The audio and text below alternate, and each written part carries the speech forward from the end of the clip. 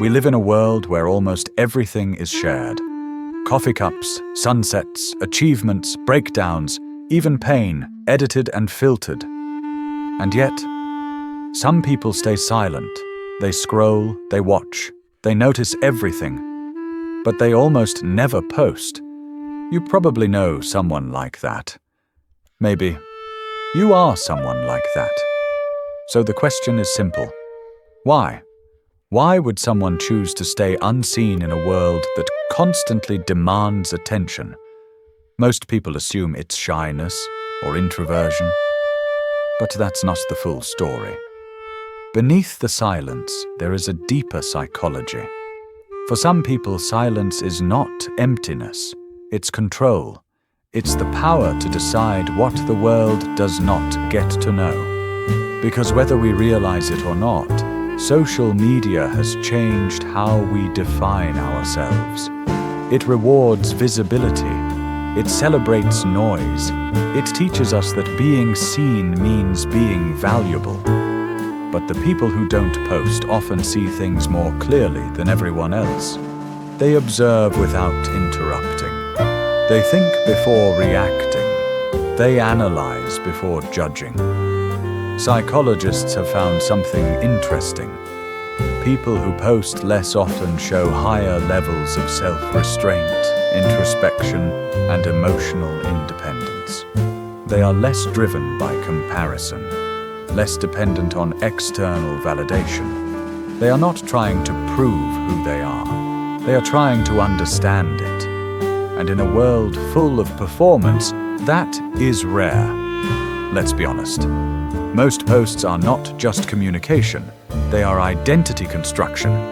Every photo, every caption, every update quietly asks one question. This is me. Do you approve? But when you stop posting, something shifts. You stop living for the lens. Moments become personal again. You stop thinking in captions and start experiencing life directly.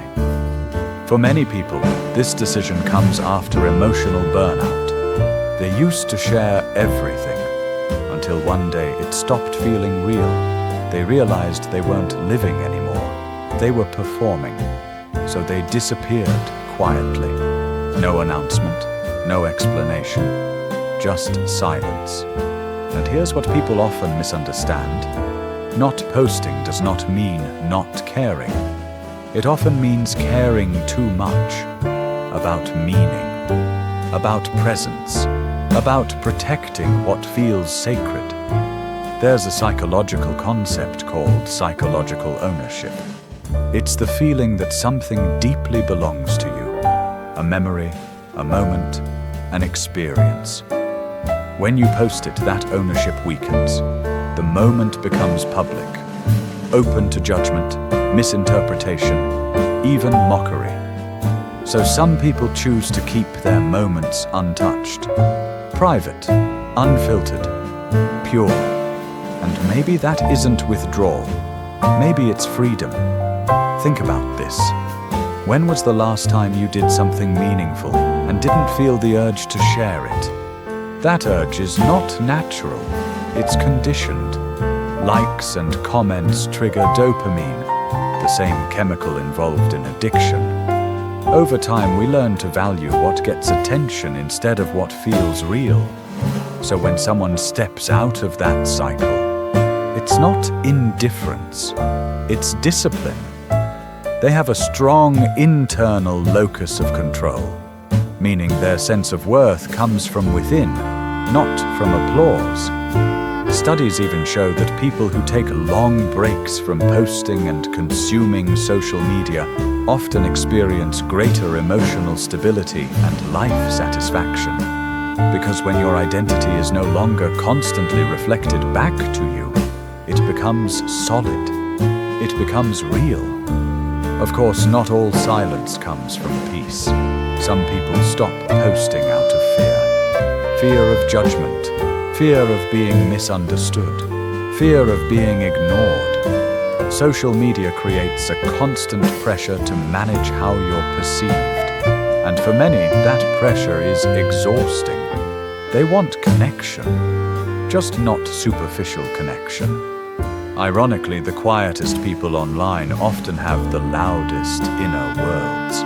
They are not empty, they are full. They simply choose stillness over spectacle. There's something philosophical about that choice. In a world that keeps saying, "Look at me," choosing invisibility becomes a statement. It says, "I exist beyond your perception." Because not everything meaningful is meant to be witnessed. Growth happens quietly. Grief happens privately. Transformation rarely announces itself. And when you've lived through enough of those moments, you realize something important. Being unseen is not the same as being insignificant. In fact, that's where identity is formed, not performed. Social media was meant to connect us. Yet it often leaves us feeling more isolated. When you stop posting, you stop chasing digital closeness and start noticing real connection. Who checks in without updates? Who remembers you without reminders?